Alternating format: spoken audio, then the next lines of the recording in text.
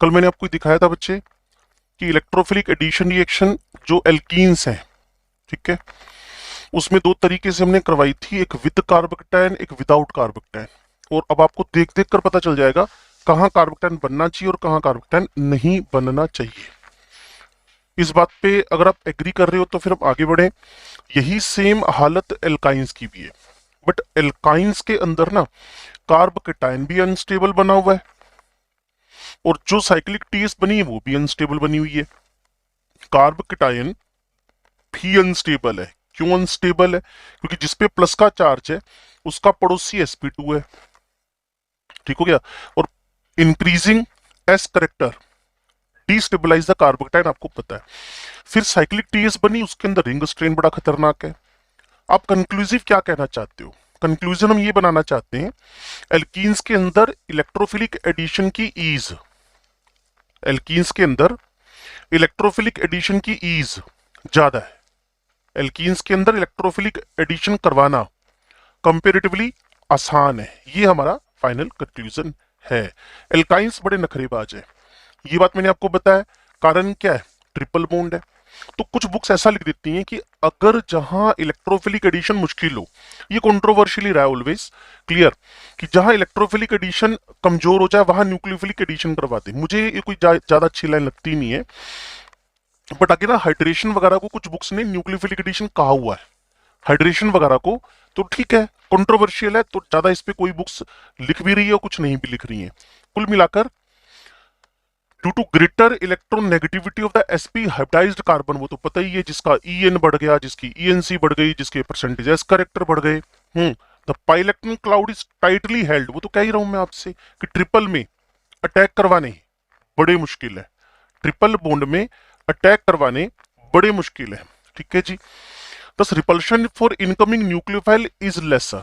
अब ये कह रहे हैं कि न्यूक्लियोफाइल मतलब न्यूक्लियस लविंग, न्यूक्लियस लविंग, तो न्यूक्लियस लविंग होएगा तो ENC बढ़ चुका है, इफेक्टिव न्यूक्लियर चार्ज बढ़ चुका है, तो न्यूक्लियस लविंग इस पे आसानी से आ सकता है, ऐसा लॉजिक बुक्स लिखती हैं। ठीक है जी। अगर समझ में आता हो तो हमें कहा गया है एल्कीन्स में इलेक्ट्रोफिलिक एडिशन करेक्टर है और एल्काइंस में है तो इलेक्ट्रोफिलिक एडिशन ही। इन फ्यू केसेस हम बोल सकते हैं कि न्यूक्लियोफिलिक एडिशन हो रहा है। लो जी, अब दुनिया का सबसे आसान काम शुरू हो गया है। आप क्या करवाने जा रहे हो? हम करवाने जा रहे हैं हाइड्रो हेलोजिनेशन। एक एच ऐड किया, वैसे आप ही पढ़ लो, आप आसानी से इसको समझ लोगे। वही मार्कोवनिकोव रूल है, वही इलेक्ट्रोफिलिक एडिशन है। पहले जहां एच जाएगा उसके बाद भी अगला H according to the positive mesomeric effect. अगर आप थोड़ा सा भी सुन समझ सकते हो तो ये लो जी, तो जहां एच गया दूसरा एच भी वहीं चला गया, तो जेमिनल टाइप के डाइहेलाइड्स आपके पास बन रहे हैं। ये अगला वाला आप देख लो, कंफ्यूजन में मेरे से डिस्कशन करो। हाइड्रोहेलोजिनेशन है ये। H I react faster than H B R than H C L than H F.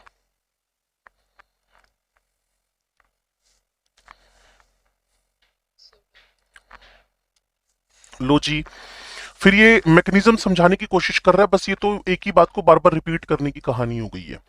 Markovnikov है, इलेक्ट्रोफिलिक एडिशन है। एक एच एक्स के बाद दूसरा एच एक्स जो आएगा वो जेमिनल का आपको फाइनल प्रोडक्ट देने वाला है। अब अगला टारगेट हमारे पास क्या क्या ये HBr मीन परोक्साइड की प्रेजेंस में, परोक्साइड की प्रेजेंस में, परोक्साइड की प्रेजेंस में भी रिएक्शन सेम कैटेगरी में जाएगी? हाँ, क्यों नहीं जाएगी। सबसे पहले समझो कि उसका सीपीएस क्या था। अगर आप पीछे करो तो मैं आपको कल जो समझा कर आया था उन पेजेस पर लेके जाता हूं। मुझे सीपीएस में सबसे मजेदार स्टेप नजर आए थे, बस दो। क्लियर है? तो ब्रोमीन का अटैक हुआ मेरे पास, ब्रोमीन का अटैक होने के बाद अगर कोई एफआर बनेगा तो थोड़ा सा टिक कर सुन लेना मेरी बात को। अगर बीआर यहां अटैक कर गया तो एफआर इस जगह पे बन गया, बीआर अगर इस जगह अटैक कर गया तो एफआर इस जगह बन गया। तो इस एफआर की स्टेबिलिटी बच्चे भी जानते हैं, मुझे भी पता है कि ज्यादा है।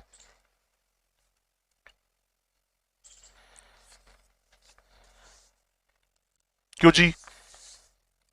तो एक बीआर का अटैक होने के बाद दूसरा एच का अटैक हो जाएगा। अगली बार फिर हरकत वही करोगे, बीआर का अटैक यहां करवाओगे स्टेबल,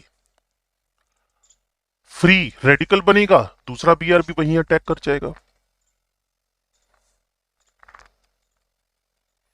क्रैमिंग करोगे ना फिर तो ये हो जाएगा साफ, समझोगे ना फिर तो ये हो जाएगा इजी कि मैं अटैक करवाए जा रहा हूं, एक एच है, एक बीआर है मेरे पास, और मुझे पता है फ्री रेडिकल एडिशन जब भी होता है, फ्री रेडिकल एडिशन जब भी होता है उसमें पहला अटैक मेरे पास बीआर एफआर करता है, बीआर फ्री रेडिकल करता है। बस उसके बाद की कहानी सबको क्लियर है।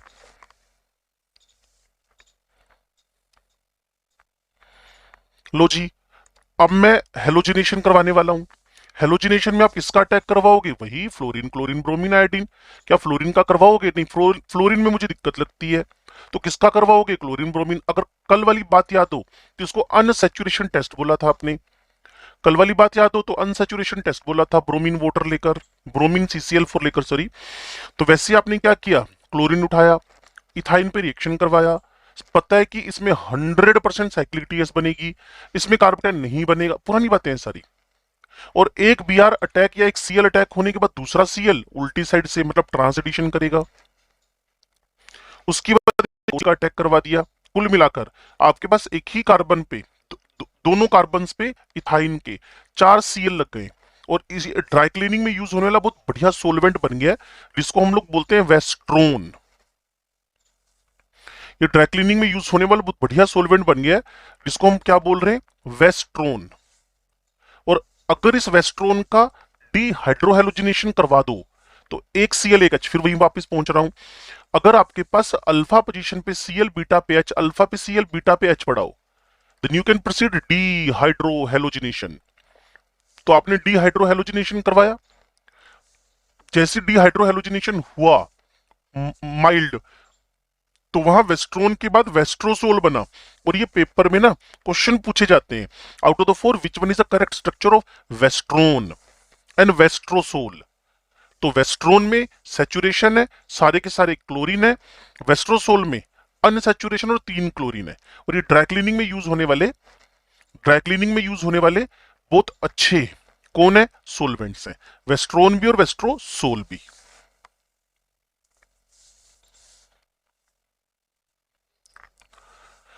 उसके बाद हाइड्रोहेलोजिनेशन करवा दो, मार्कोनी को रूल लगा दो, ये सब मैंने रिवीजन करवाया, आप भी रिवीजन कर लो। पहला हाइड्रोहेलोजिनेशन था, दूसरा हेलोजिनेशन था, तीसरा हेलोजन वोटर है, ये ट्रांसलेशन है जो मैंने पीछे आपको करवाया अभी, और फिर हाइड्रेशन। अब मैंने पता क्या बताया, अगर अटैकिंग बहुत दमदार हो, धुआंधार हो, इजिली स्प्लिट हो सकते हो, वहां दो दो मोलिक्यूल का अटैक करवाना है, दो दो मोलिक्यूल का अटैक करवाना है, दो दो मोलिक्यूल का। लेकिन अगर थोड़ा सा पुअर हो, जैसे सीधा वोटर या HCN हाइड्रोसाइनाइड, तो वो बेचारे सिंगल सिंगल मोलिक्यूल ही अटैक कर पाएंगे ढंग से। जैसे मैंने सबसे पहले बताया हाइड्रोजिनेशन, फिर हाइड्रोहेलोजिनेशन, फिर हेलोजिनेशन। मैं कह रहा हूं दो बातें दिमाग में रखो बस। जब कोई इलेक्ट्रोफाइल जब कोई इलेक्ट्रोफाइल विदाउट लोन पेयर चला गया, लाइक HH जो भी हो, तो वहां कार्बोक्टाइन बनने के चांसेस आ जाने हैं। और कोई अगर आपके पास ऐसा आ गया जिसके पास इलेक्ट्रो लोन पेयर ना हो, तो फिर सिंपल सी बात है, क्या होने वाला है, साइक्लिक टीएस। मेरे ख्याल में कल से लेकर आज तक इसको मैंने 50 बार तो बोल दिया होगा, एक बार आपके दिमाग में घुसना चाहिए, फिर लोगों को समझाते घूमोगे क्या हो रहा है। एल्कीन एल्काइन प्लस ब्रोमीन, तो लोगों को गाइड करोगे इसमें क्या खास है, इसमें तो पता ही है साइक्लिक टीएस बन रहा है। एल्कीन एल्काइन HCl, इसमें क्या खास है, इसमें तो कार्बोक्टाइन बन रहा है, ऐसी बातें करते नजर आओगे।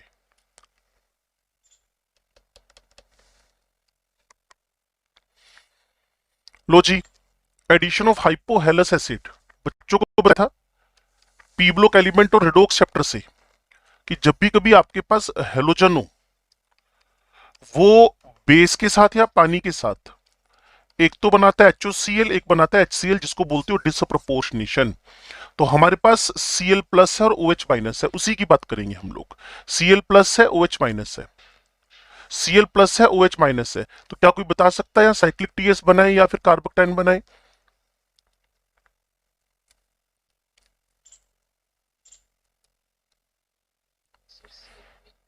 हाँ श्योर।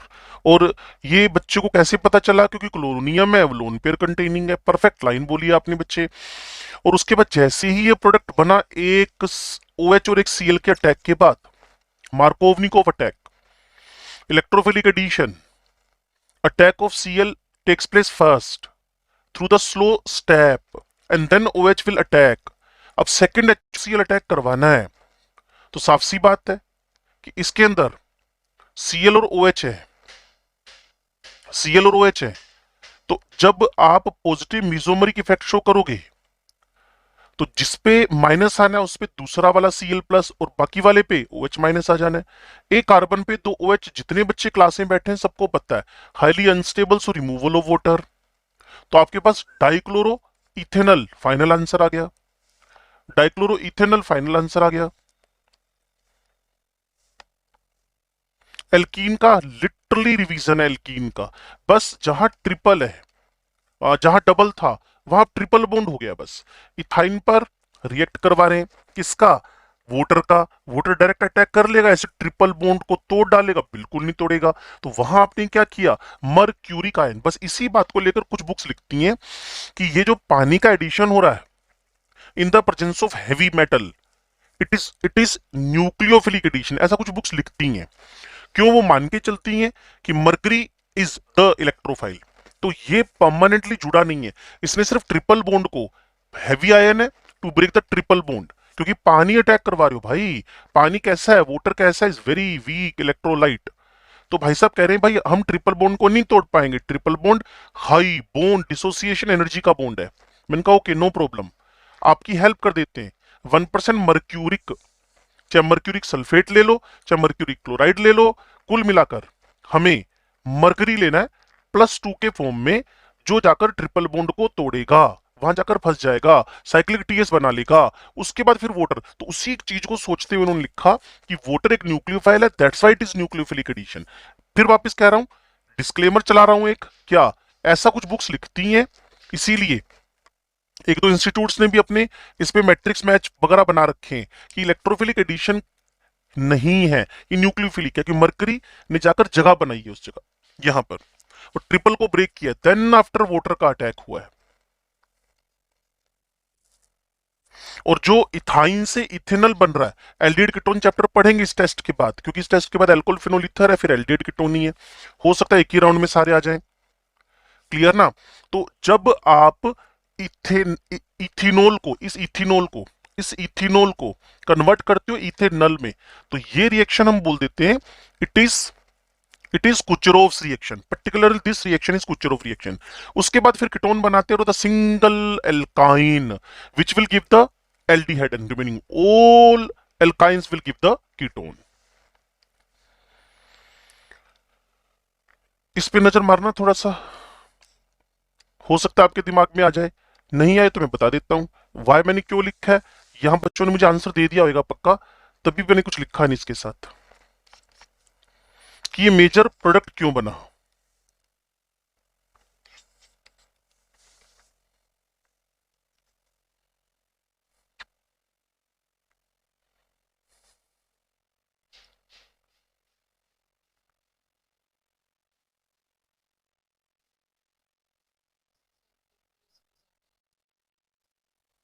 ऐसा भी आप बोल सकते हो।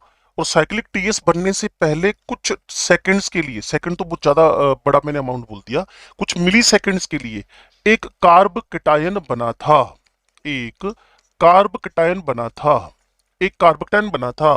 क्लियर है? अब इसको मैं यहां से दो कार्ब कटायन के बारे में सोचूंगा, दो कार्ब कटायन के बारे में सोचूंगा, किसी इंस्टेंट पे बना जरूर होएगा, उसके बाद वो खत्म हो गया वो अलग बात है। तो सोचो, इसको 2 अल्फा मिल रहे हैं, इसको 3 अल्फा, और बाकी जो यक्षिता ने बोला वो परफेक्ट यही सेम ही आंसर बोल रही है वो भी ना। तो इसकी साइक्लिक टीएस में जितने ज्यादा अल्फा हाइड्रोजन हुए, और साइक्लिक टीएस बनने से पहले जो इंस्टेंटेनियस कार्बन बना था वो भी एटलीस्ट स्टेबल ही तो बनना चाहिए ना वो भी।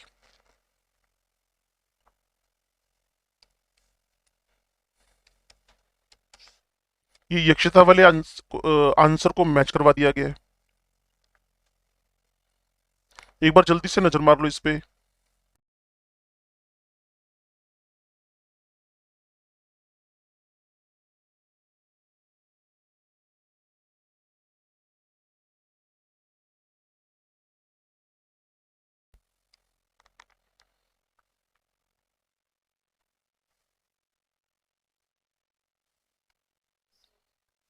चलो, उसके बाद अब फॉर्मेलिटीज ही बच गई हैं बच्चे। अगर मैं अटैक करवाता हूं HCN का, HCN एक वीक टाइप का इलेक्ट्रोलाइट है भाई साहब की, एसिड डिसोसिएशन कांस्टेंट भी बहुत कम है, तो इसके लिए भी मुझे हैवी हैवी आयन लेने पड़ेंगे टू प्रोसीड द रिएक्शन। इसके लिए मुझे हैवी हैवी आयन लेने पड़ेंगे टू प्रोसीड द रिएक्शन। तो मैंने बेरियम साइनाइड की प्रेजेंस में HCN का, एक जगह H दूसरी जगह साइनाइड, और इसको सारे बच्चे जानते हैं, इसका नाम है एकराइल नाइट्राइल। पॉलीमर चैप्टर जो आप 12th क्लास में पढ़ते हो, पॉलीमर चैप्टर। और इस एकराइल नाइट्राइल का जैसे ही आप लोग क्या करवा देते हो, पॉलीमेरिजेशन, इस अक्राइल नाइट्राइल का जैसे ही आप करवा देते हो पॉलीमेरिजेशन, तो ये बन जाता है पॉली एकराइलो नाइट्राइल। और पक्का इसमें कार्बोक्टेन बना, 100% गारंटीड कार्बोक्टेन बना। और मैं किसी से पूछूंगा तो बच्चा इमीडिएटली बता देगा क्यों बना, क्योंकि H+ यहां इलेक्ट्रोफाइल है जो विदाउट लोन पेयर एग्जिस्ट कर रहा है।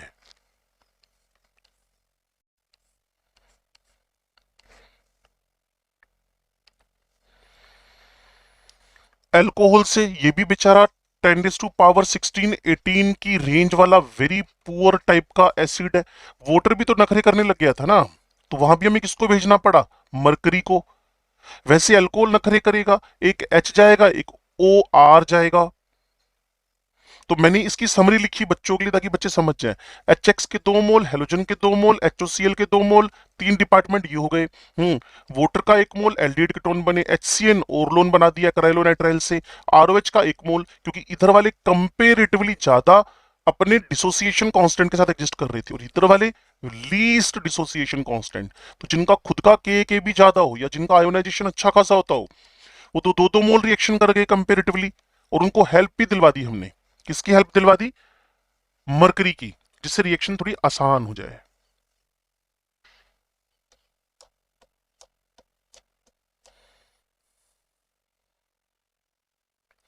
लो जी, एक रिएक्शन है isomerisation, is very very important.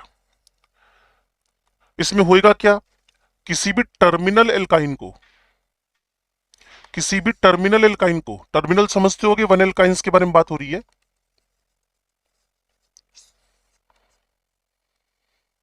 क्या आप क्लास में हैं?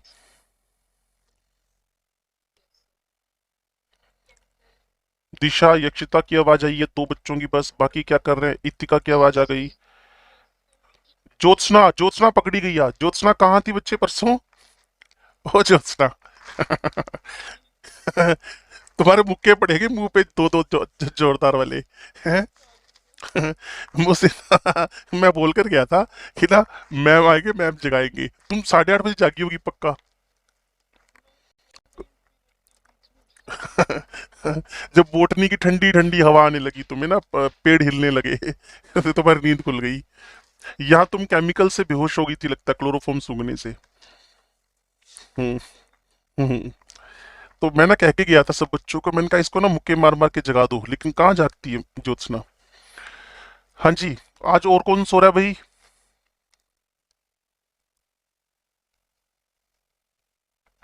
दिशा सो गई। Okay, very good. खोता है, इसका मतलब तुमने ज्योत्सना को खोता बोला है। चलो अच्छी बात है। लेकिन उसने सिर्फ बोट केमिस्ट्री का पीरियड खोया बस, और नहीं खोता उसने, कुछ नहीं खोया उसने, इसके अलावा एक पीरियड खोया बस। हाँ जी, तो ये थी मजाक की बात। अब आगे बढ़ते हैं, ध्यान से सुनो और समझो। क्लियर? आपको कंप्लीट चैप्टर ही पढ़ा दिया मैंने, सिंगल सिंगल लाइन पढ़ा दी है। अगर आप थोड़ी सी भी कैपेबिलिटी दिखाओ, क्योंकि अच्छे तो हो ही आप, नो डाउट, तो एक रिवीजन मार देना ढंग का। और इसमें जो मैंने आपको एक बहुत बढ़िया वाली बात बताई है ना, कि electrophile with lone pair without lone pair, इससे तुम ना एक्सपर्ट बन जाओगे electrophilic addition reactions of alkene alkyne के। खुद बताओगे सामने वाले को यहाँ कार्बोक्टेन नहीं बनना चाहिए, इतने एक्सपर्ट बन जाओगे बजाय क्रैमिंग के। क्लियर है? इतिका, समझ में आ रही है बात? इज इट क्रैमिंग सब्जेक्ट और नॉट? कहती अभी भी लग रहा है क्रैमिंग है। हम्म। अभी थोड़ा सा पता है तसल्ली वाला ना, एक तो क्रैश कोर्स है, फिर भी मान के चल रहा हूँ तुम्हें अच्छा मटेरियल दे रहे हैं हम लोग ना। लॉन्ग ईयर में थोड़ा सा फर्क हो जाता है, बस इतना फर्क तो है, मानो चाहे नहीं मानो, है ना। थोड़ा थोड़ा और स्लो चलता है काम। यहाँ आपके पास है 1 ब्यूटाइन, तो टर्मिनल है बच्चे ये ना। टर्मिनल होने पे यहाँ नेगेटिव है, यहाँ पॉजिटिव है। अगर सोडामाइड दे रहे हो इसको, तो भाई सोडामाइड ने, ध्यान से सुनना और समझना मेरी बात को, सोडामाइड एच को उड़ाना होता है, तो कहीं ना कहीं हम अगर सोडामाइड लेके चले तो आइसोमेराइजेशन नहीं होएगा। वन एल्काइन प्लस सोडामाइड, तो मेरे भाई रिएक्शन होएगी सिर्फ one alkyne sodamide, one alkyne cuprous chloride, one alkyne Tollens reagent, reaction proceeds but no isomerisation, कोई आइसोमेराइजेशन नहीं होएगा। लेकिन अगर मैं इसी वन एल्काइन की जगह पर नॉन टर्मिनल एल्काइन दे दूं, तो वहां उसी सोडामाइड ने, उसी सोडामाइड ने इसके अंदर प्रॉपरली ट्रिपल बॉन्ड से, बड़ी प्रॉपर वाली मैकेनिज्म होती है बच्चे इसकी, ये एस एस एसपीएसपी हाइब्रिड है, इनके दोनों पड़ोसी एसिडिक हैं, दोनों पड़ोसी एसिडिक हैं। एसपी इलेक्ट्रॉन विड्रॉइंग समझते होगे आप लोग, उनके पड़ोसी कैसे हैं, एसिडिक है, तो एसिडिक होने से प्रोटॉन जाएगा, double bond transfer, triple bond transfer होएगा। चेक करना चाहते हो तो कुछ ऐसी हरकतें चल रही हैं। ये नॉन टर्मिनल है, एक एच गया बॉन्ड ट्रांसफर, फिर एक और एच गया बॉन्ड ट्रांसफर। ट्रांसफर पूरा करके बताऊं या क्लियर हो रही है बात? ये लो जी, एक H in the presence of sodamide यहां से खत्म हुआ। अब अगर इस बॉन्ड को भी डालते हो तो ये यहां आएगा, और अगर यहां नेगेटिव गया है तो इसी प्लस ने इसको जाकर क्या करना है, ज्वाइन करना है। तो अगर आप तसल्ली से हर एक बात को सुन रहे हो, ये लो जी, ये यहां से एच नहीं है, अगली बार फिर वही हरकत होगी, CH3 CH double C double CH2, अगली बार फिर sp अभी भी है तो ये फिर निकल जाएगा। यहां क्या आएगा, नेगेटिव, यहां ट्रांसफर, यहां ट्रांसफर। अब आप सोचो एक पूरा के पूरा नॉन टर्मिनल एल्काइन किस में कन्वर्ट हो गया, टर्मिनल एल्काइन में। लेकिन ये काम कोई छोटा मोटा आदमी नहीं कर पाएगा, ये कर पाएगा कोई धांसू सा बेस, और वो कौन है, सोडामाइड। तो किसी टर्मिनल को दे दो तो भाई साहब रिएक्शन कर लेंगे, और किसी नॉन टर्मिनल को दे दो तो उससे टर्मिनल बना देंगे।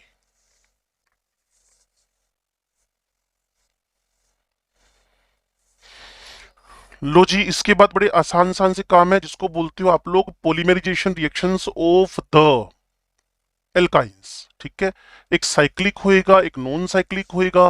तो सबसे पहले मैं बच्चों को बताता हूं ट्राइमेराइजेशन, जिससे मैं अगले चैप्टर का बेंजीन बनवा के बैठ जाऊंगा। साइक्लिक ट्राइमेराइजेशन के अंदर 3 mole of ethyne in the red hot iron और copper tube change to benzene, बड़ी सिंपल सी कहानी है, clear. And then propyne in the presence of same red hot iron और copper tube converted to mesitylene, it is 1,3,5 trimethyl benzene। और similarly अगर मैं 4 मोल दे दूं इथाइन के, ये तो पॉलीमराइजेशन रिएक्शंस हैं, थोड़ा सा इसमें हल्का सा आपको याद करना पड़ेगा। इथाइन से बेंजीन बनता है, इथाइन के 4 मोल हो तो उसी से हमें साइक्लो ओक्टा टेट्राईन बनता है, जो एक नॉन प्लेनर स्ट्रक्चर है, जो टब शेप होता है, टब शेप ये। और इसीलिए इसको समझाना पड़ता है, इसमें 8 पाई इलेक्ट्रॉन है, फिर भी ये एंटी एरोमेटिक नहीं है, ये भाई साहब एरोमेटिक भी नहीं है, ये नॉन एरोमेटिक है due to its non planarity. इसकी नॉन प्लेनिटी की वजह से, इसकी नॉन प्लेनिटी की वजह से ये भाई साहब कैसे हो रखे हैं, नॉन एरोमेटिक। अब लीनियर पॉलीमराइजेशन करवाओ अगर, तो इथाइन लगातार जुड़ के, जैसे इथीन नहीं होता बच्चे पॉलीमर चैप्टर में, आपने पॉलीमर तो मेरे ख्याल में पढ़ा नहीं होगा, जो हो सकता है किसी कंपटीशन वाले इंस्टीट्यूट में होएगा तो उन्होंने हो सकता है पढ़ा हो। तो इथीन से क्या बन जाता है, पॉलीथीन। सिमिलरली अगर आप इथाइन लेके चलते हो ना, ये बन जाता है पॉलीथाइन। और वैसे तो पॉलीमर के बारे में क्या सुनने में, वैसे तो पॉलीमर्स के बारे में क्या सुनने में कि पॉलीमर्स, पॉलीमर्स नॉन कंडक्टर होते हैं, इंसुलेटर होते हैं, क्लियर, रिजिड होते हैं, हार्ड होते हैं, सारी प्रॉपर्टीज हम सुनते हैं पॉलीमर के बारे में। लेकिन ये ऐसा पॉलीमर बन गया जो कंडक्टर है। बच्चे कहते हैं क्यों है कंडक्टर, मैंने कहा तुम ज्यादा समझदार हो, अगर स्ट्रक्चर को एक्सपेंड करके लिखो तो आपको नजर आएगा डबल सिंगल डबल, तो इसके अंदर रेजोनेंस है, इलेक्ट्रॉन का मूवमेंट है, और जहां जहां इलेक्ट्रॉन का मूवमेंट है उस पॉलीमर के अंदर we can observe the conductivity. तो एक नाम है इसका पॉलीइथीन, नहीं पॉलीइथाइन। इलेक्ट्रोड्स बनाने में यूज करते हैं इसको, इलेक्ट्रोड्स बनाने में। उसके बाद है ट्राइमेराइजेशन बट लीनियर। एक बार फिर क्या करवा रहे हो, ट्राइमेराइजेशन साइक्लिक, तो रेड हॉट कॉपर ट्यूब का हेल्प लेना पड़ेगा। प्रोपाइन से मेसिटिलीन, टेट्रामेरिजेशन साइक्लिक वाला साइक्लोक्टा टेट्राइन, फिर है लीनियर, तो ethyne ethyne ethyne ethyne ethyne polymer बना गए। वही टेम्परेचर प्रेशर की कंडीशंस दे दो बस, उससे बना लेगा ये। और वैसे भी अगर आपने कभी पॉलीमर चैप्टर में एक रिएजेंट का नाम सुना हो जो कोऑर्डिनेशन पॉलीमराइजेशन प्रमोट करता है, नाम है उसका जीगलर नटा कैटलिस्ट। उसके बारे में हम कोऑर्डिनेशन केमिस्ट्री में देखेंगे। और अब मैं बच्चों को कह रहा था कि एक जरा सा इस पे सोचना, थोड़ा सा ध्यान से सोचना। एक इथाइन का दूसरे इथाइन पे इलेक्ट्रोफिलिक एडिशन करवाना है, बच्चे कितने आसान है। मार्कोवनिकोव रूल लगा दो, मैंने कहा लगा दो जी। इलेक्ट्रोफिलिक एडिशन करवा दो, मैंने कहा करवा दो जी। तो उसने प्रोटॉन का अटैक करवाया, बाकी बचा हुआ क्लोराइड, बचा हुआ OH, बचा हुआ साइनाइड और यहां बचा हुआ इथाइनाइड अटैक करवा दिया। देखो ना, एक जगह H गया, दूसरी जगह कौन गया, इथाइनाइड गया। मैंने कहा इसी का यूज करो वापिस इथाइन पे, इसी का यूज करो वापिस इथाइन पे, इसी का यूज करो वापिस इथाइन पे। तो सोचो, यहां से कैच निकलेगा, यहां से कैच निकलेगा, इस जगह अटैक करेगा, और रिमेनिंग पार्ट पूरा की पूरा एनायन, रिमेनिंग पार्ट पूरा की पूरा एनायन इस पे अटैक करके फाइनल रिजल्ट तुम्हें क्या दे देगा, डाई विनाइल एसिटिलीन। एक बार मैं चुप होता हूं, इसको सुनो आप जल्दी से और समझो। आपको दिया पूरा 1 मिनट इसको समझने के लिए, अच्छा क्वेश्चन है ये। What happens when the 3 mole of ethyne participate in the polymerisation और ट्राइमेराइजेशन?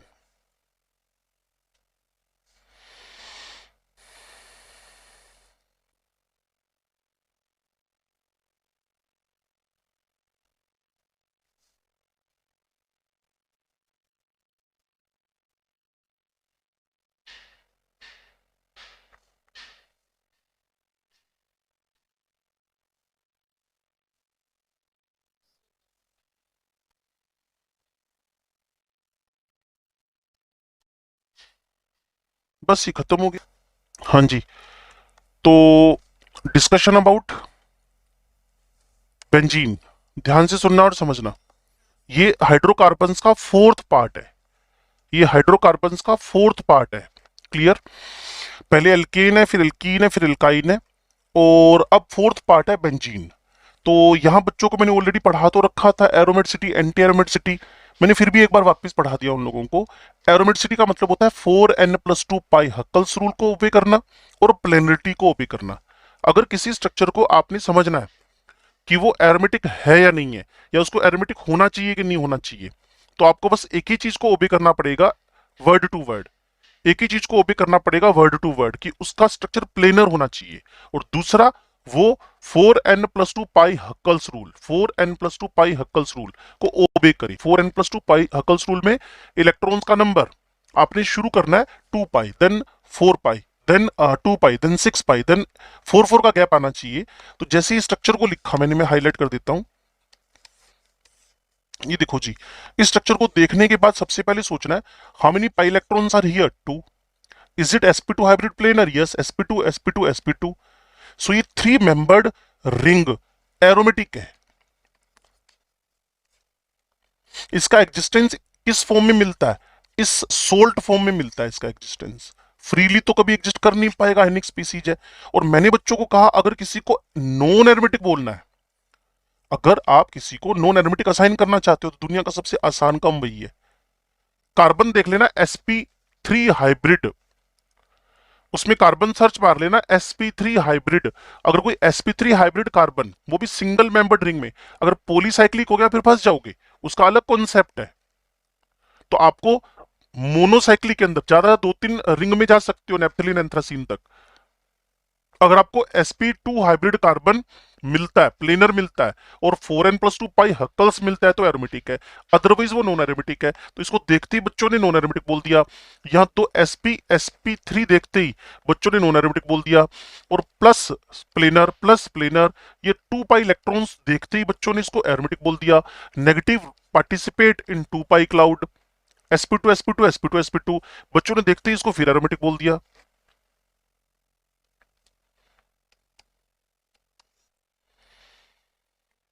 क्यों भी समझे एरोमेटिक का मतलब क्या हुआ? 4n+2 पाई क्लाउड को ओबे करे जो।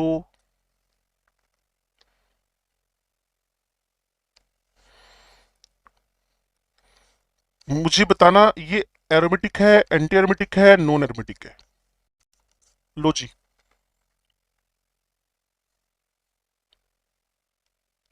एंटी एरोमेटिक होने के लिए चार का टेबल चलेगा, 4 pi electron, 8 pi electron, 12 pi electron and planar.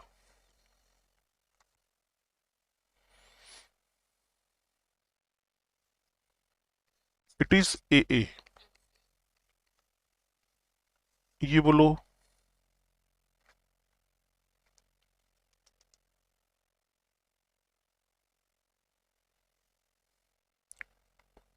Negative when is in conjugation. Negative जब कॉन्जुगेशन में हो तो वो 2 पाई इलेक्ट्रॉन का रोल करके sp2 हाइब्रिड होता है।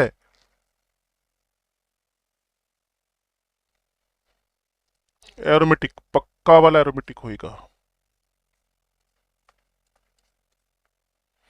दसो।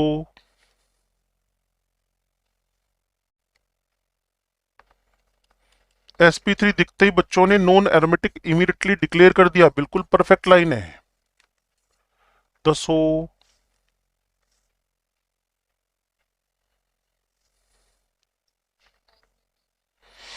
इसको ट्रोपाइलियम बोलते हैं।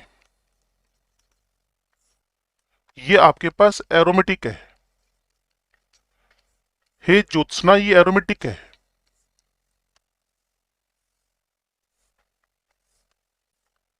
ज्योत्सना फिर गायब हो गई। ये एरोमेटिक है, क्लियर। अब इसके बाद एरोमेटिसिटी और एंटी एरोमेटिसिटी और नॉन एरोमेटिसिटी को बेस बनाकर कई बार इस टाइप के क्वेश्चन लिखे जाएंगे। वो आपसे पूछेगा कि डबल बॉन्ड के अराउंड रोटेशन की पॉसिबिलिटी बन रही है कि नहीं, मतलब डबल बॉन्ड को तोड़ सकते हो कि नहीं, सीधा सा हिसाब किताब है, क्लियर। या फिर पूछेगा इसका डाइपोल मोमेंट ज्यादा हो रहा है कि नहीं। ऐसी दो तीन हरकतें आपसे करवाएगा वो।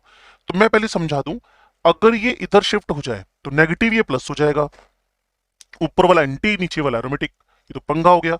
चलो उल्टा गेम खेल लेते हैं। इसको इधर लेकर आए तो ऊपर वाला एरोमेटिक, नीचे वाला एंटी एरोमेटिक, ये फिर पंगा हो गया। तो डबल बॉन्ड को तोड़ने में थोड़ी दिक्कत है, डबल बॉन्ड को ब्रेक करने में थोड़ी दिक्कत है, क्लियर। अब एक काम करते हैं,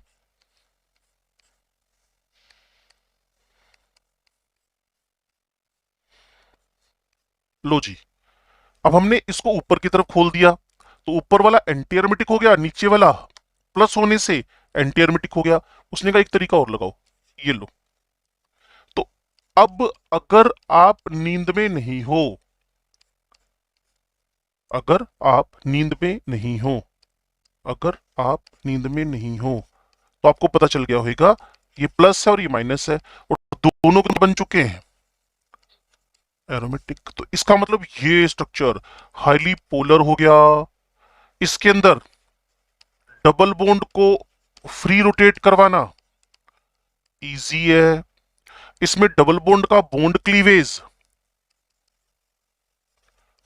आसान है। तो ये aromaticity, anti aromaticity, non aromaticity से आगे फर्दर क्वेश्चन की वैरायटी थी।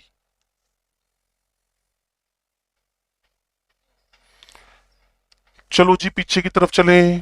तो अब मैं बेंजीन को देखने लगा। बेंजीन में 6 पाई इलेक्ट्रॉन क्लाउड है, all carbon are sp2 hybrid, clear. 6 pi electron cloud है तो इसका मतलब इलेक्ट्रॉन रिच स्पीसीज है। तो इस पे कभी न्यूक्लियोफाइल तो अटैक कर ही नहीं पाएगा। इस पे ऑलवेज ऑलवेज ऑलवेज ऑलवेज कौन अटैक करेगा, इलेक्ट्रोफाइल। कहां अटैक करेगा डिपेंड करता है कि इस पे कौन सा ग्रुप जुड़ा हुआ है। मैंने कहा जी 3 डबल बॉन्ड है, 3 डबल बॉन्ड है, आपने कहा होंगे, लेकिन ये मोलिक्यूल बड़ा स्टेबल है। 3 डबल बॉन्ड है, आपने कहा होंगे, हमें क्या प्रॉब्लम है, ये मोलिक्यूल ही बड़ा स्टेबल है, इसलिए एडिशन रिएक्शन इसमें अवॉइड होती है। कारण अगर एडिशन रिएक्शन हो गई तो इसकी एरोमेटिसिटी खत्म।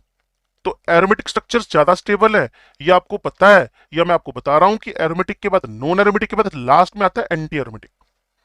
सबसे ज्यादा स्टेबिलिटी होती है एरोमेटिक की, फिर होती है नॉन एरोमेटिक की, और फिर होती है आपके पास एंटी एरोमेटिक की।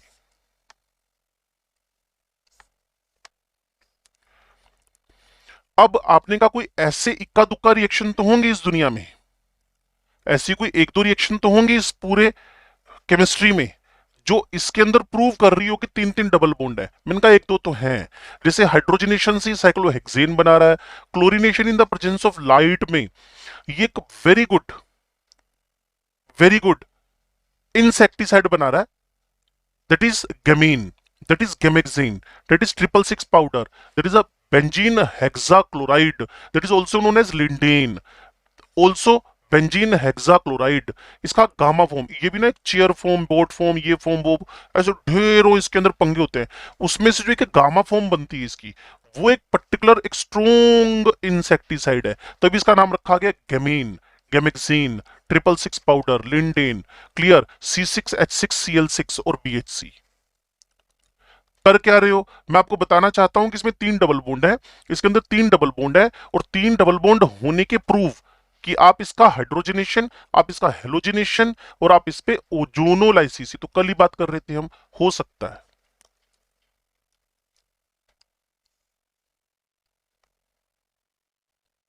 हे महान जनता,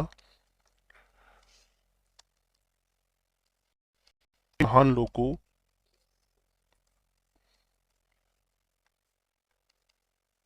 चार दिन में आपने पूरा हाइड्रोकार्बन खत्म कर लिया है, और क्या बंदे की जान लोगे तुम लोग हैं? बॉन्ड यहां से टूटेगा, यहां से टूटेगा, यहां से टूटेगा, ये मेंटेन रहेगा, ये मेंटेन रहेगा, और वो भी पूरा की पूरा हाइड्रोकार्बन खत्म कर दिया है। यहाँ double bond O, double bond O, double bond O, double bond O, double bond O, double bond O, तो इससे तुम्हारे 3 ग्लायोक्सल बनते हैं। कोई पूछेगा बेंजीन में डबल बॉन्ड है, आपने कहा हाँ है तो सही, लेकिन इसकी रिएक्शंस का कोई हमारे पास एक बहुत बढ़िया एविडेंस नहीं है। उसने कहा ठीक है, कोई इक्का दुक्का तो बता दो, हाइड्रोजनेशन, हेलोजिनेशन एंड ओजोनोलाइसिस। लो जी, आपको ना आइसोमर बनाना सिखा रहे हैं कि अगर बेंजीन का मोनो सब्स्टिट्यूशन करवाएं तो कितने हेलो, कितने हाइड्रोक्सी, कितने नाइट्रो बेंजीन बनेंगे। आपने कहा कितने, क्या एक ही बनेगा मोनो सब्स्टिट्यूशन में, तो कौन सा 20-25 बन जाने। उसने कहा चलो डाई सब्स्टिट्यूशन करवा लो, डाई सब्स्टिट्यूशन, डाई सब्स्टिट्यूशन। अब ऑर्थो मेटापैरा 3 बनेंगे, ऑर्थो मेटापैरा। क्या ये सच में आपको समझ में आया कि डाई सब्स्टिट्यूशन वाले ऑर्थो मेटापैरा ही इस दुनिया में एग्जिस्ट करते हैं? पक्की गल? चलो, अब मैं ट्राई सब्स्टिट्यूशन की बात करूंगा। ट्राई सब्स्टिट्यूशन, तो मैंने सबसे पहले उठाया किसको? ऑर्थो को। ऑर्थो से 1 2 3, ऑर्थो से 1 2 4, ऑर्थो से बाकी आगे कुछ बन ही नहीं पाया। फिर मैंने मेटा उठाया, 1 2 3, 1 2 4 और 1 3 5, जो मेसिटिलीन बनाया था अभी थोड़ी देर पहले। लेकिन अगर मैं ओवरऑल बात करूं तो मेरे पास टोटल 3 ही बनी अभी, 1 2 3, 1 2 4, 1 3 5। अगर अकेले ऑर्थो से बात करूं, 2 अकेले मेटा से बात करूं, 3 और अकेले पैरा से बात करूं, तो 1 2 4, 1 2 4, 1 2 4, 1 2 4 एक ही बन रहा है। लेकिन टोटल फिर भी 1 2 3, 1 2 4, 1 3 5 ही बनेंगे। अगर कोई पूछेगा बेंजीन पे 3 सेम ग्रुप लगा दें तो how many types of the tri substitution isomers are possible, then answer should be 3, 1 2 3, 1 2 4, 1 3 5। ये आपने देखना है अब आधा मिनट लगाकर।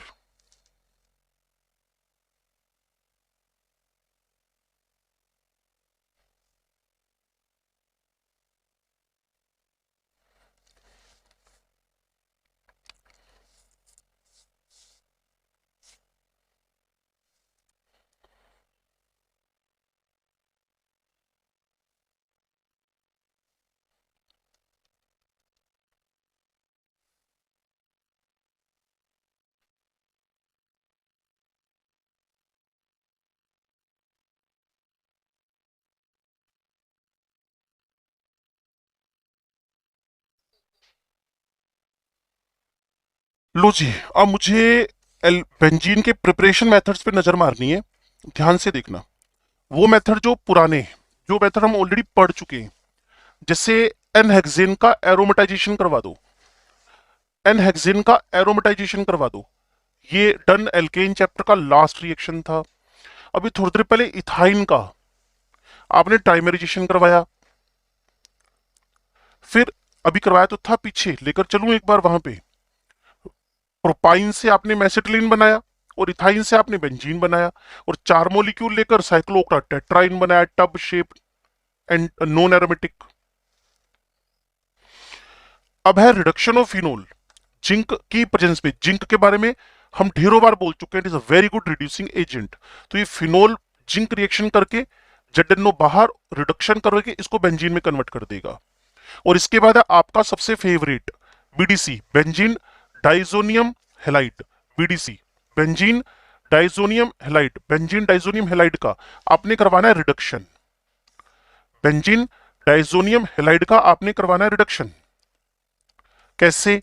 एक है हाइपोफॉस्फोरस एसिड, एक है ग्लूकोज एक्वा सॉल्यूशन, एक है इथेनॉल जो खुद इजिली ऑक्सीडाइज हो सकते हैं। हाइपोफॉस्फोरस कन्वर्टेड टू फॉस्फोरिक,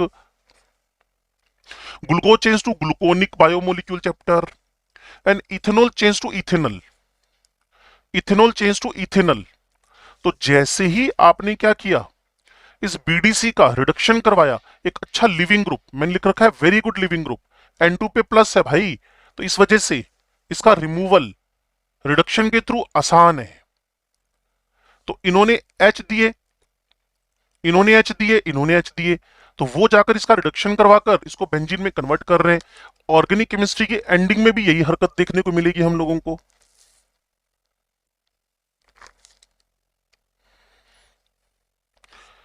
ये लो जी आपका फेवरेट फिर आ गया।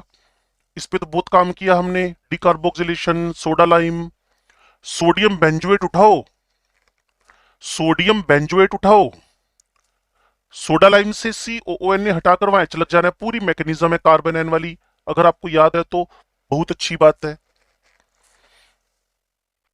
नेक्स्ट है desulfonation of benzene sulfonic acid, desulfonation of benzene sulfonic acid. और मैंने पहले भी आपको बताया, फिर बता रहा हूं कि जो जितना बल्की होएगा, जो जितना बल्की होएगा और जो जितना अच्छा एसिड होएगा, वो उतना अच्छा लिविंग ग्रुप भी होएगा। इलेक्ट्रॉन विड्रॉ कर रहा है ना वो, तो SO3H is a very good leaving group, SO3H is a very good leaving group. और SO3H की वेरी गुड लिविंग ग्रुप होने का फायदा हमें क्या हुआ, हमने इसका डाइल्यूट H2SO4 से हमने इसका हाइड्रोलाइसिस करवाया। डीसल्फोनेशन वर्ड अच्छा है, तो सीधा बेंजीन बन गया। मैं बार बार कह रहा हूं SO3H group is the very good leaving group. और अच्छे एसिड अच्छे लिविंग ग्रुप होते हैं, बल्कि ग्रुप भी अच्छे लिविंग ग्रुप होते हैं।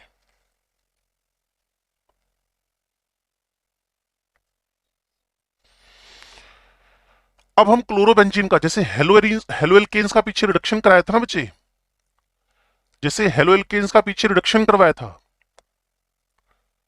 जैसे हेलो एल्केन्स का पीछे रिडक्शन करवाया था, वैसे क्लोरोबेंजीन का निकल एल्यूमिनियम रेने निकल से रिडक्शन करवा दो, ये भाई साहब भी बेंजीन में कन्वर्ट हो जाएंगे।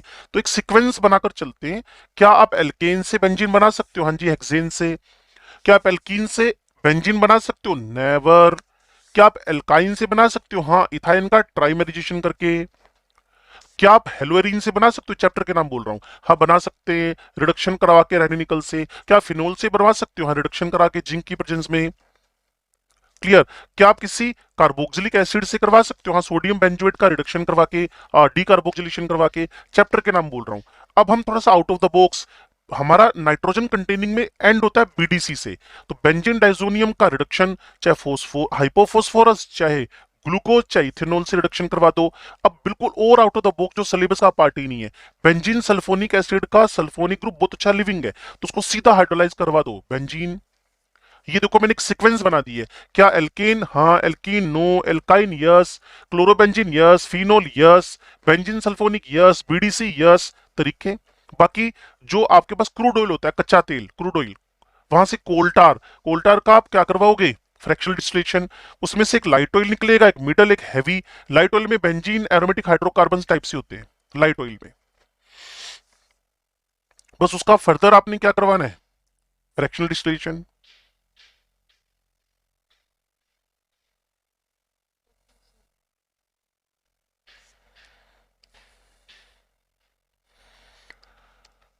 अब आते हैं जी केमिकल रिएक्टिविटी। मैं तो केमिकल रिएक्टिविटी को सिर्फ 5 मिनट का गेम मान के चलता हूं, अगर बच्चे इंटरेस्टेड हो तो। वो है ये वाली मैकेनिज्म।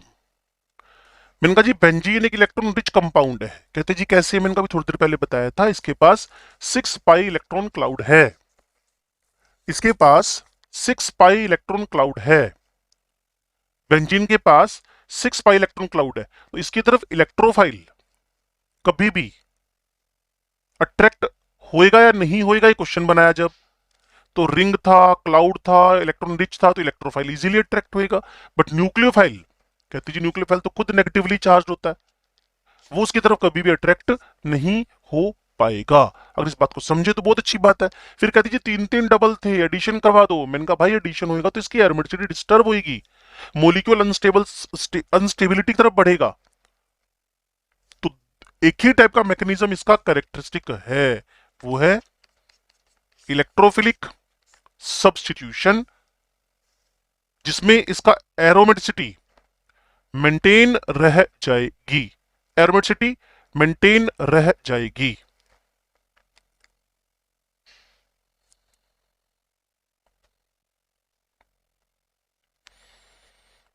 क्या आप नींद में हैं?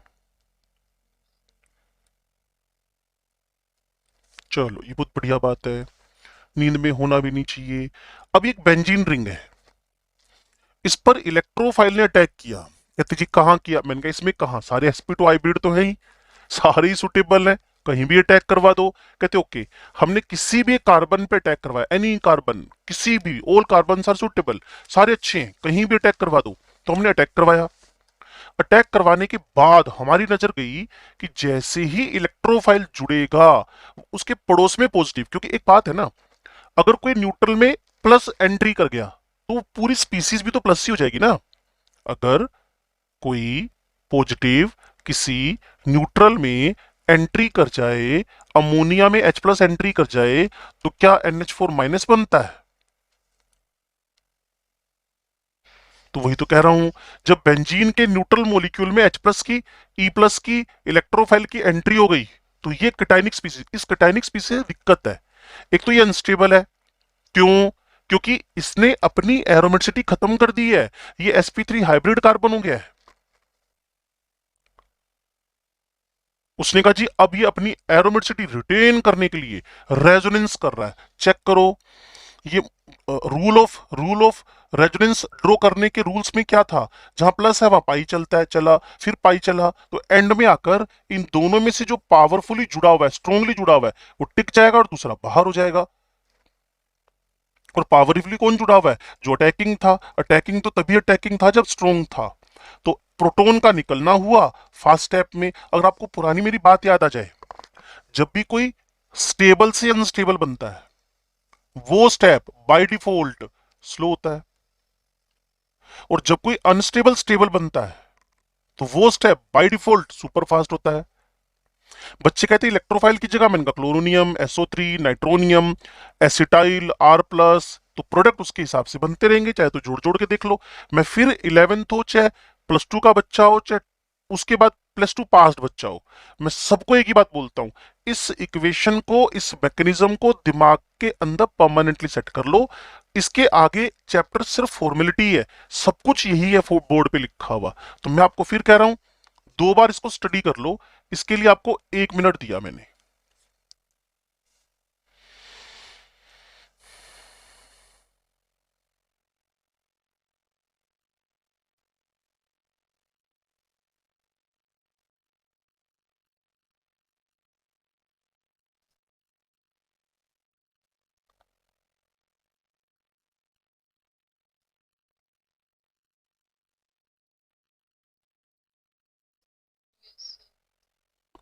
कोई भी इसमें दिक्कत लग रही हो तो इमीडिएटली डिस्कशन हो सकता है।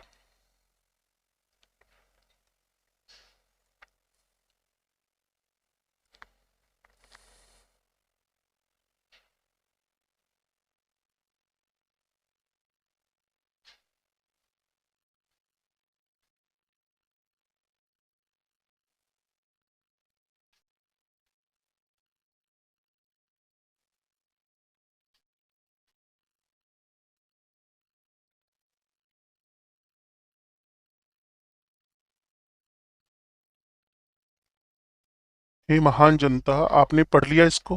पक्का? दो और पढ़ लिया, दिमाग में सेट हो गया भी क्या हो रहा है ये। लो जी, इसका पहला एग्जांपल उठाते हैं, हेलोजिनेशन। मैंने क्लोरीन लिया, हाँ जी, AlCl3 लिया, हाँ जी, AlCl3 शुड बी एनहाइड्रस, नहीं तो आसपास के पानी से ही बॉन्ड बनाकर क्लोरीन को कुछ नहीं देगा फिर ये। तो इसके एम्प्टी ऑर्बिटल के साथ क्लोरीन ने क्लोरोनियम जनरेट किया, AlCl3 के एम्प्टी ऑर्बिटल के साथ क्लोराइड ने बॉन्ड बनाकर क्लोरोनियम जनरेट किया। ठीक है, अच्छी बात है। ये जो क्लोरोनियम बना, ये जो क्लोरोनियम बना, अब इसकी जगह क्लोरीन इंपुट कर दो, बस सीधा आंसर पे पहुंच जाओ, क्लोरोबेंजीन। मैकेनिज्म थोड़ी बदलेगी बार बार बच्चे। ब्रोमीन FeBr3 तो भी सेम हरकत, आयरन ब्रोमीन तब भी सेम हरकत, आयोडीन किसी के साथ लेने की नीड नहीं है, बेचारा खुद ही टूट जाता है I+I- में, तब भी सेम हरकत। लेकिन इसके साथ सबसे बड़ी प्रॉब्लम है जो पीछे भी आई थी, HI is very good reducing agent, reaction is reversible, so immediately HI को खत्म करो with the help of oxidising agent.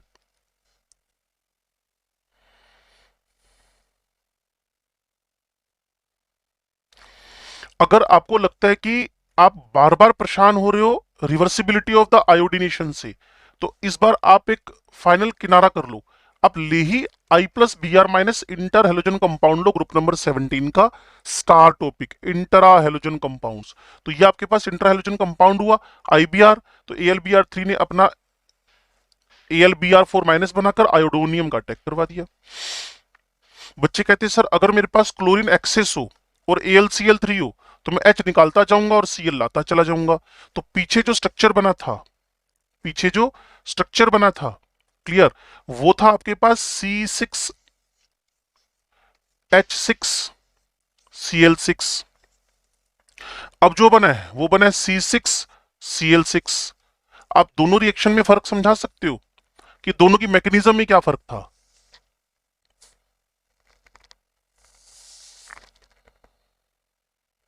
अब ये मत पूछना पहला बना कब था। हाँ, फर्स्ट में एडिशन रिएक्शन हुआ था इन the presence of light, second में सब्स्टिट्यूशन हुआ है in the presence of Lewis acid. पहले वाले का नाम BHC, लिंडेन, गैमेक्सिन, गैमीन, 666, ऐसे कई सारे नाम है, और इन भाई साहब का नाम हेक्साक्लोरोबेंजीन।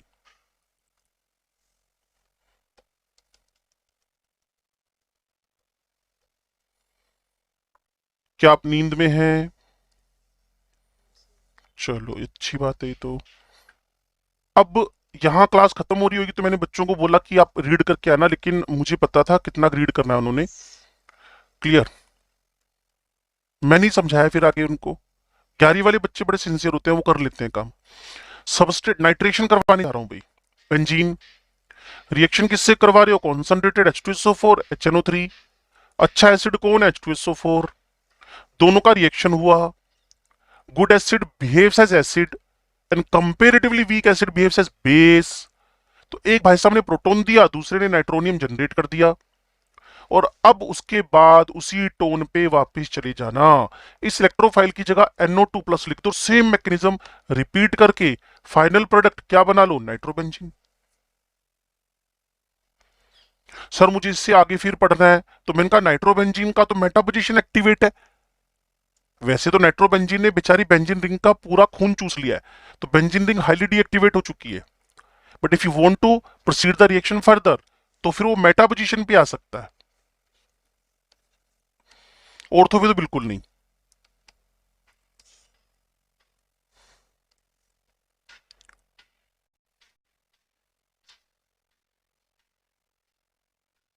ये क्वेश्चन था बहुत बढ़िया वाला, ये क्वेश्चन है अभी बहुत बढ़िया वाला। बताओ रेट 1 रेट 2 में ज्यादा कौन?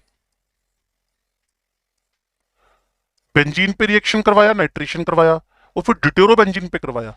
ये C6H6 है, और सारे बच्चे जानते हैं, हिंट दे रहा हूं, कि ड्यूटेरियम वाले बॉन्ड का बॉन्ड फिशन हाइड्रोजन वाले बॉन्ड से डिफिकल्ट है।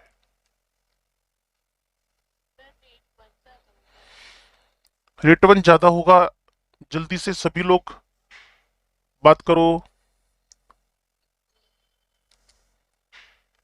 इक्वल और ओपिनियन जुड़ सकती हैं अगर चाहें तो।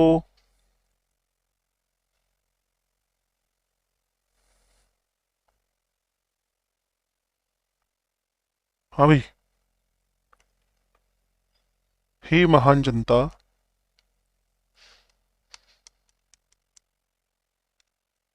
बता दे यार ऐसे क्यों कर रहे हो। मुझे लगता है अब सारी सो गई। जल्द।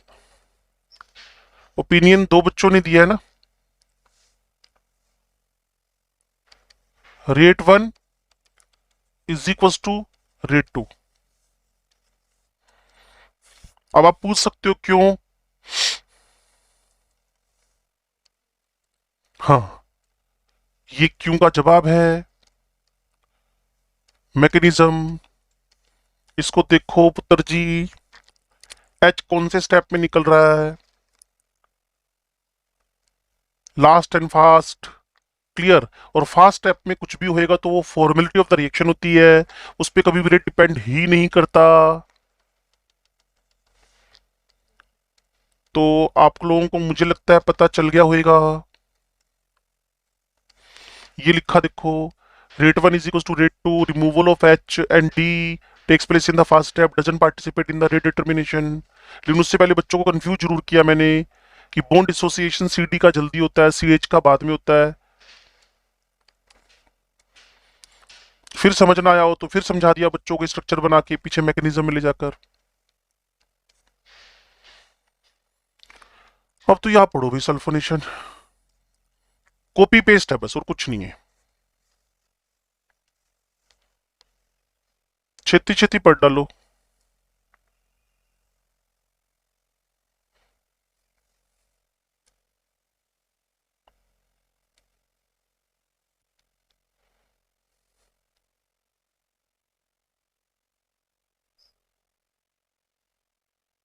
पता चल गया इसमें क्या हो रहा है।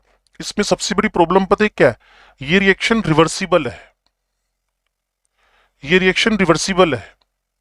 अब ये रिएक्शन रिवर्सिबल क्यों है, मैं बार बार आपसे बोलता रहा हूं। इस रिएक्शन की रिवर्सिबिलिटी के पीछे सबसे बड़ी वजह वो है SO3H जैसे बल्कि और एसिडिक ग्रुप का गुड लिविंग ग्रुप होना।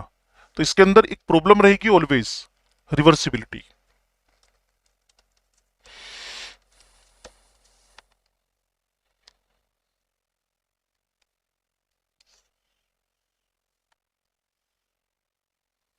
लो जी, आपकी फेवरेट फ्रिडल-क्राफ्ट रिएक्शन। फ्रिडल-क्राफ्ट की भी कोई एक वैरायटी थोड़ी है, फ्रिडल-क्राफ्ट की भी 3 वैरायटी है। Friedel-craft acetylation, Friedel-craft alkylation, Friedel-craft benzoylation. तो जब एसिटाइलेशन करवाना हो तो CH3COCl और एनहाइड्रस AlCl3। ये क्या करेंगे भाई साहब, इनकी आदत है हेलाइड को, बेस को एक्सेप्ट करना। तो इन्होंने जनरेट किया एसिटाइल कार्बोकेटाइन, और यही एसिटाइल कार्बोकेटाइन बेंजीन रिंग पर जुड़कर इलेक्ट्रोफिलिक सब्स्टिट्यूशन करवा गया, एसिटोफिनोन बन गया। और अगर फ्रिडल-क्राफ्ट एल्काइलेशन करवाना चाहते हो तो वही RCl AlCl3, बच्चे समझदार हैं, कीटायन बन गया। और कीटायन बनना, कार्बोकेटायन बनना तो ऑलवेज का रूल है, अगर पॉसिबल हुआ तो रीअरेंज हो जाएगा। फिर मैंने एग्जांपल रखा, बेंजीन CH3Cl तो टोलुइन आंसर आया, और बेंजीन आइसोब्यूटाइल क्लोराइड लिया तो आंसर में कौन आया, टर्शियरी ब्यूटाइल क्लोराइड, बेंजीन। क्यों आया, बच्चे समझदार हैं। ये बना सेकेंड, ये बना आइसोब्यूटाइल। ये कैसा था, 1 डिग्री। 1 डिग्री खुद को क्या कर गया, रीअरेंज, और टर्शरी में कन्वर्ट होकर बेंजीन पे अटैक कर गया। 1 2 हाइड्राइड शिफ्ट बोलते हैं इसको। बच्चों को मैंने कहा अगर मैं मिथाइलिन क्लोराइड प्लस बेंजीन लिख दूं और बेंजीन एक्सेस ले लूं तो बच्चे कहते थोड़ा कूल होके काम करने दो। तो मैंने कहा करो। कहते जी ये देखो आपके पास ना मिथाइलिन क्लोराइड प्लस AlCl3, मैंने कहा बिल्कुल है। कहते दोनों में से AlCl3 इसका क्लोराइड बाहर कर देगा। मैंने कहा हाँ बिल्कुल समझदारी वाली बात कर रहे हो। आजकल बच्चे ना स्टेप सीखने लग गए, खुद ही बनाते हैं स्टेप। क्लियर। जैसे मैं रिमेटिमन फॉर्माइलेशन करवा रहा था तो मैंने कहा अब हम करवाएंगे कार्बोक्सिलेशन। अब मैं लूंगा क्लोरोफॉर्म की जगह पर CCl4। तो बच्चे खुद समझ गए सर अब 3 Cl आएंगे, 3 OH आएंगे, पक्का एसिड बनेगा। तो बच्चे खुद ही सीखने लग गए अब। और इसका जब बेंजीन पे अटैक होकर क्या बन जाएगा, बेंजाइल क्लोराइड, ये इलेक्ट्रोफाइल है। अब फिर AlCl3 भाई साहब आ गए, उन्होंने फिर AlCl3 ने AlCl4 माइनस कर दिया, थोड़ी देर में तो रिटर्न हो जाएगा ना, क्योंकि कैटलिस्ट है वो तो। अब आपके पास बन गया एक नया कार्बोकेटाइन, और ये नया कार्बोकेटाइन बेंजीन पे अटैक करके डाई फिनाइल मीथेन बना देगा।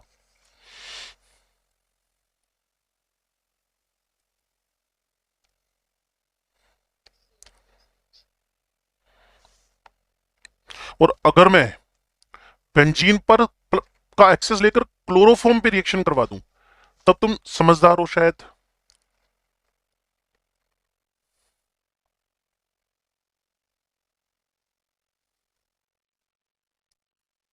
ट्राई फिनाइल, हाँ मीथेन बन जाना है।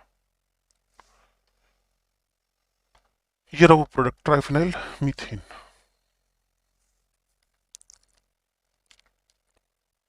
उसके बाद मैंने फिर कंबशन ऑफ बेंजीन करवाया, थर्मो में देखी थी ऐसी रिएक्शन हमने। फिर मैंने कैटालाइटिक ऑक्सीडेशन करवाया, ये आज ही मैंने क्लास में कराया फिनोल बनाते हुए। मैंने कहा जी बेंजीन पे मैं विटो 300, बेंजीन पे मैं विटो 300 का रिएक्शन करवाने जा रहा हूं। कहते करवाओ जी, चेक करना। ये है आपके पास बेंजीन, ये विटो 5 एक अच्छा खासा ऑक्सीडाइजिंग एजेंट है, टेम्परेचर कंट्रोल करके चलना है, तो हाइड्रोजन का ऑक्सीडेशन होकर फिनोल बन जाएगा। उसके बाद इसी विटो 5 को टेम्परेचर थोड़ा बढ़ा देना है, तो ऑक्सीडेशन थोड़ा और हाई लेवल पे जाएगा। ऑक्सीडेशन जब थोड़ा सा हाई लेवल पे जाएगा ना, तो इन जगहों पे बॉन्ड फिशन होने से आपको मिलता है सिस फॉर्म, मेलेइक एसिड, और हीटिंग अच्छी खासी थी, तो यही एसिड, यही मेलिक एसिड बनाता है मेलिक एनहाइड्राइड।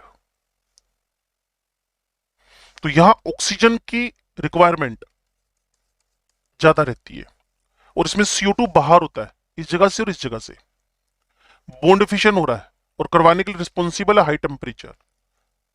और बेंजीन का BP 80 डिग्री है, आप उससे 4 गुना ज्यादा टेम्परेचर ले रहे हो, अप्रोक्सीमेट 4-5 टाइम्स, अप्रोक्सीमेट उससे भी ज्यादा ही है, 5 टाइम्स से भी।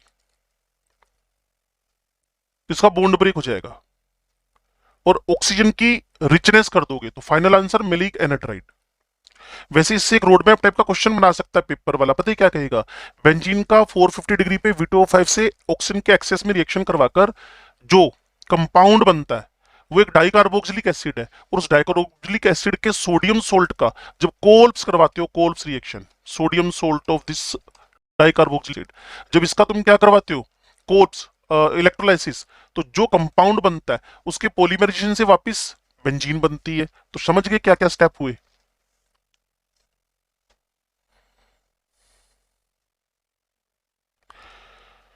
ये था बेंजीन, इससे बन गया मेलिक, मेलिक का sodium salt sodium AILET, sodium AILET का कार्बोक्स इलेक्ट्रोलाइसिस, इथाइन, इथाइन का पॉलीमराइजेशन, वापस बेंजीन।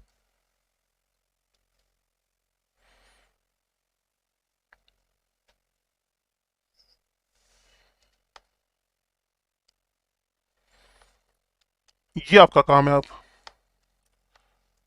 और अब हमारा टारगेट अचीव हो गया है, हमने एल्केन, एल्केन, एल्काइन और बेंजीन 100% डन कर लिया।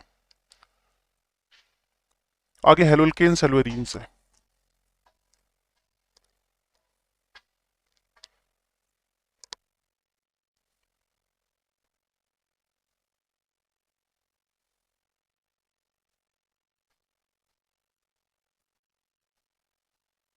ऑर्थो पैरा तो आप ही देखोगे बच्चे, बताया था ना पहले, अगर किसी के पास lone pair containing functional group हो तो ऑर्थो पैरा डायरेक्टिंग होएगा।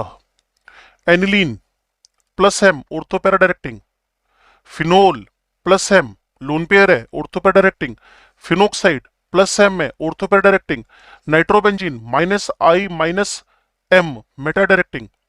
क्या होता है ये मेटा डायरेक्टिंग, इनकमिंग इलेक्ट्रोफाइल का अब स्पेसिफाइड पोजीशन पे जाकर जुड़ना,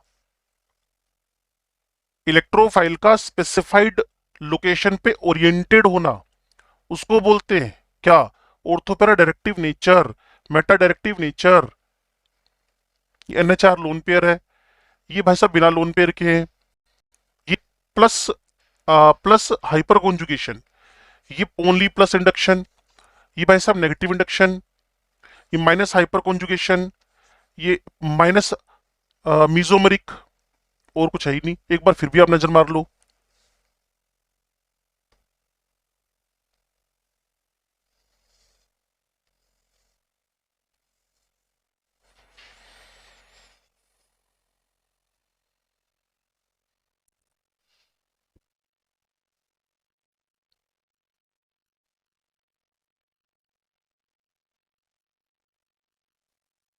पता चल गया क्या हो रहा है?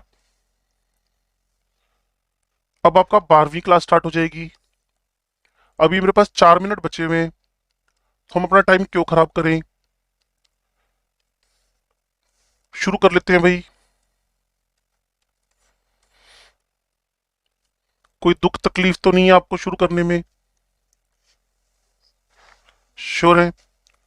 चलो, ये 12th क्लास शुरू हो गई है बच्चे। Halo alkanes and halo arenes, ध्यान से सुनना भाई। सबसे पहले मोनो हेलो एल्केन्स, इनको बोलते हैं एल्केन डेरिवेटिव्स। अगर आपके पास मोनो हेलो एल्केन के अंदर, मतलब जिसमें एक ही हेलोजन हो, जिसमें एक ही हेलोजन हो, वो हेलोजन अगर प्राइमरी कार्बन पे जुड़ा हो तो 1 डिग्री, सेकेंडरी पे हो तो सेकेंडरी 2 डिग्री, और 3 डिग्री कार्बन पे जुड़ा हो तो टर्शरी हेलो एल्केन है। आगे बड़ा काम आएगा। मोनो हेलो एल्केन के बाद डाई हेलो एल्केन, ये भी आपको बताया था कल परसों में। दो हेलोजन एक ही कार्बन पे जुड़े हों तो उनको बोलते हैं जेमिनल। और वही दो कार्बन अगर पड़ोसी और जैसे नेबर पे जुड़े हों तो उसको बोलते हैं विसिनल, पड़ोसी, विसिनिटी। और वही हेलोजन फर्स्ट लास्ट पे जुड़े हों तो उनको बोलते हैं अल्फा ओमेगा।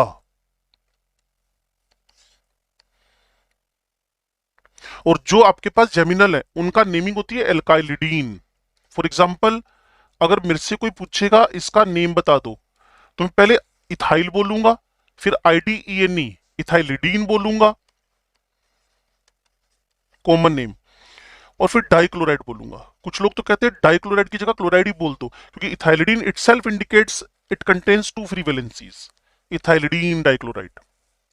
और अगर एडजेसेंट वाला हो तो सबसे पहले मैं इथाइल बोलूंगा और एंड में एल्काइल बोलकर ENE जोड़ दूंगा, तो ये बन जाएगा इथाइलीन। अगर कोई आइसोप्रोपाइल से बना रहा हो तो क्या कोई इसका कॉमन नेम बता सकता है? आइसोप्रोपाइल से बना हुआ ये।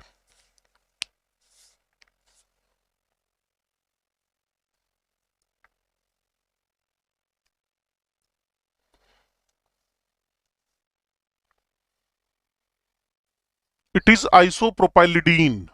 क्लियर? और अगर कोई इसी तरीके से N से बनता है,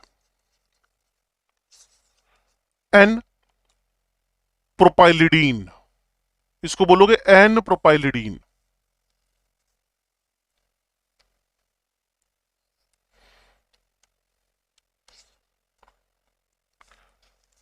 ठीक है जी, ये विसिनल है सारे। और एंड वाला जो लिखा हुआ है लास्ट, ये अल्फा ओमेगा है।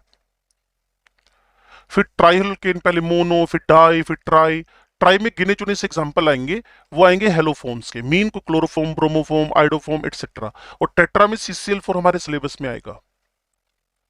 और विनाइल टाइप से हमारे सिलेबस में है नहीं, लेकिन फिर भी आपको विनाइल मतलब डबल बॉन्डेड कार्बन पे हेलोजन जुड़ा हो, और अलाइल मतलब डबल बॉन्डेड के अगले पे हेलोजन जुड़ा हो, अराइल मतलब बेंजीन रिंग से सीधा हेलोजन जुड़ा हो, और एरल्काइल मतलब बेंजीन रिंग के साइड चेन पे हेलोजन जुड़ा हो। ये चारों के बारे में फिर बोल देता हूं। Directly attached with C double bond C, vinyl attached with next carbon of C double bond C, aryl directly with benzene ring, और एरल्काइल नेक्स्ट बेंजीन का जो साइड चेन है उस पे हेलोजन लगाओ, उनको बोलते हैं एर एल्काइल। फिर बच्चे कहते थोड़ा सा वापस समझा दो, तो मैंने उनको लिख के बताया। डबल बॉन्डेड कार्बन होते हैं विनाइल विनाइल, और डबल बॉन्ड के अगले कार्बन होते हैं allyl allyl. Double bonded carbon are VV vinyl vinyl, और next carbon are allyl allyl.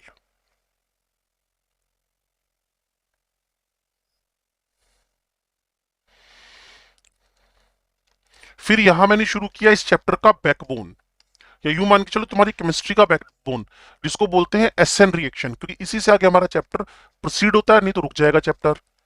वो है एसएन, न्यूक्लियोफिलिक सब्स्टिट्यूशन रिएक्शंस। तो टॉक टाइम मेरा खत्म हो गया, 1 मिनट ऊपर निकल गया। एल्केन एल्केन एल्काइन बेंजीन के आप क्वेश्चंस कर लेना।